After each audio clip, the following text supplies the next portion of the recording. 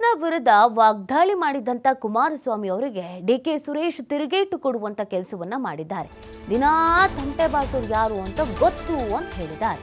ಕಾಂಗ್ರೆಸ್ ಮೇಲಿನ ಎಚ್ಡಿಕೆ ಆರೋಪಗಳಿಗೆ DK Suresh taunt ಮಾಡಿರೋದು.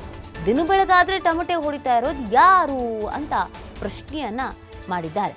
ಟಮಟೆ ಆರೋಪ ಮಾಡಿದ ಎಚ್ಡಿಕೆಗೆ ಡಿಕೆ ಸುರೇಶ್ ಪ್ರಶ್ನೆಯನ್ನ ಕೇಳಿದ್ದಾರೆ. ಅವರಿಗೆ ಒತ್ತಡದಿಂದ ಆರೋಗ್ಯ ಏರುಪೇರಾಗೋದು ಬೇಡ ಅಂತ ಕೂಡ ಇದೇ ಸಂದರ್ಭದಲ್ಲಿ ಹೇಳಿದ್ದಾರೆ. ಅವರ ಆರೋಗ್ಯ ಚೆನ್ನಾಗಿ ನೋಡ್ಕೊಳ್ಳಿ ಅಂತ ಸಲಹೆಯನ್ನ ಕೂಡ ಇದೇ ಸಂದರ್ಭದಲ್ಲಿ ಕೊಟ್ಟಿದ್ದಾರೆ. ದಿನ ಬೆಳಗಾದ್ರೆ ಡಿಕೆಶಿ ಸರ್ವನಾಶ ಮಾಡೋದೇ ಎಚ್ಡಿಕೆಗ ಗುರಿ ಅನ್ನುವಂಥ ವಿಚಾರವನ್ನು ಹೇಳಿದ್ದಾರೆ. ಬೇರೆಯವರು ಸರ್ವನಾಶ ಆಗಲಿ ಅನ್ನೋ ವಂಶ ನಮ್ದಲ್ಲ ಅಂತ ಟಾಂಟ್ ಮಾಡಿ ಮಾತನಾಡಿದ್ದಾರೆ. ಯಾರಿಗೂ ನಾವು ಕೆಟ್ಟದನ್ನ ಬಯಸಲ್ಲ ಅಂತ ಡಿಕೆ ಸುರೇಶ್ ಕುಮಾರಸ್ವಾಮಿ ಅವರ ವಿರುದ್ಧ ವಾಗ್ದಾಳಿಯನ್ನ ಮಾಡಿದ್ದಾರೆ. ಕೇಂದ್ರ ಬಜೆಟ್ನಲ್ಲಿ ಅನ್ಯಾಯ ಆದರೆ ಕೇಳಬಾರ್ದಾ? ನಮ್ಮ ಹಕ್ಕನ್ನ ಕೇಳಬಾರ್ದು ಅಂದ್ರೆ ಹೇಗೆ ಅಂತ ಡಿಕೆ ಸುರೇಶ್ ಪ್ರಶ್ನೆಯನ್ನ ಮಾಡಿದ್ದಾರೆ. ಕಾಂಗ್ರೆಸ್ ಮೇಲಿನ ಎಚ್ಡಿಕೆ ಆರೋಪಗಳಿಗೆ ಡಿಕೆ ಸುರೇಶ್ ಈ ರೀತಿಯಾಗಿ ಟಾಂಟ್ ಮಾಡಿದ್ದಾರೆ. ಅವ್ರಿ ದಿನ ಬೆಳಗ್ಗೆ ವೆತ್ರೆ ಬಂದ್ರೆ ತಮಟೆ ಹೊಡ್ಕೊಂಡು ನಿಂತಿರೋರು ಅವರು ಆರೋಪಗಳನ್ನ ಮಾಡ್ತಾ ಒತ್ತಡದಿಂದ ಪಾಪ ಆರೋಗ್ಯ ಸರಿಯಾಗಿ ನೋಡ್ಕೊಳ್ಳಿ. ಒತ್ತಡ ಜಾಸ್ತಿ ಇಟ್ಕೊಳ್ಳೋದು ಬೇಡ. ಒತ್ತಡ ಜಾಸ್ತಿ ಹಾಕೊಂಡು ಮಾಡೋ ಅಂತ ಅವಶ್ಯಕತೆ ಇಲ್ಲ. ಒತ್ತಡದ ಮಧ್ಯೆ ಅವ್ರ ಆರೋಗ್ಯ ಚೆನ್ನಾಗಿ ನೋಡ್ಕೊಳ್ಳಿ. ಅವ್ರ ಸೇವೆ ರಾಜ್ಯಕ್ಕೆ ದೇಶಕ್ಕೆ ಬೇಕಾಗಿದೆ. ಭವಿಷ್ಯ ಕುಮಾರಸ್ವಾಮಿ ಅವ್ರಿಗೆ ಏನಾಗಿದೆ ಅಂತ ಅಂದ್ರೆ ಡಿಕೆ ಶಿವಕುಮಾರ್ ಸರ್ವನಾಶ ಆಗಲಿ ಅನ್ನೋ ಒತ್ತಡದಲ್ಲಿದ್ದಾರೆ. ಆ ಒತ್ತಡದಿಂದ ಆಚೆ ಬರಲಿ ಅಂತ ಹೇಳಿ ನಾನು ಆಶಿಸ್ತೇನೆ.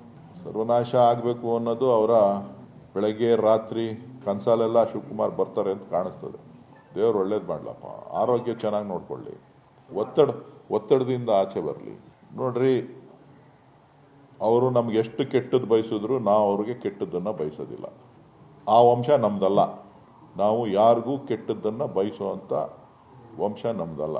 ಯಾರಿಗೂ ಕೆಟ್ಟದ್ದನ್ನ ಮಾಡಿಲ್ಲ, ಮಾಡೋದು ಇಲ್ಲ.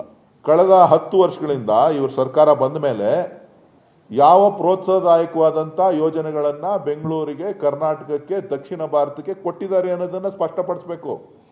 ಅದನ್ನ ಬಿಟ್ಟು ಕೇವಲ ರಾಜಕಾರಣಕ್ಕೋಸ್ಕರ ಕರ್ನಾಟಕಕ್ಕಾಗಿರೋ ಅನ್ಯಾಯನ ಸರಿಪಡಿಸೋದನ್ನ ಬಿಟ್ಟು ಕರ್ನಾಟಕವನ್ನ ಪ್ರತಿನಿಧಿಸ್ತಾ ಇರ್ತಕ್ಕಂಥವ್ರು ಇವತ್ತು ಬಂದು ಕಾಂಗ್ರೆಸ್ ಸರ್ಕಾರವನ್ನ ಆರೋಪ ಮಾಡಬೇಕು ಅಂತ ಹೇಳಿ ಮಾಡೋದು ಸರಿನಾ ಅಂತಕ್ಕಂಥದ್ದು ಕನ್ನಡಿಗರು ಪ್ರಶ್ನೆ ಮಾಡಬೇಕಾಗ್ತದೆ. ನಾನು ವಿಭಜನೆ ಅಲ್ಲ, ಈ ದೇಶದ ಜನ, ಈ ದಕ್ಷಿಣ ಭಾರತದ ಜನ ಬಯಸ್ತಾ ಇದ್ದಾರೆ.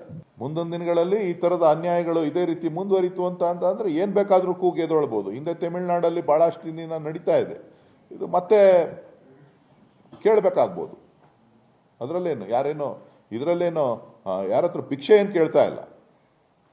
ನಮ್ಮ ತೆರಿಗೆ ಹಣ ನಮ್ಮ ಹಕ್ಕು.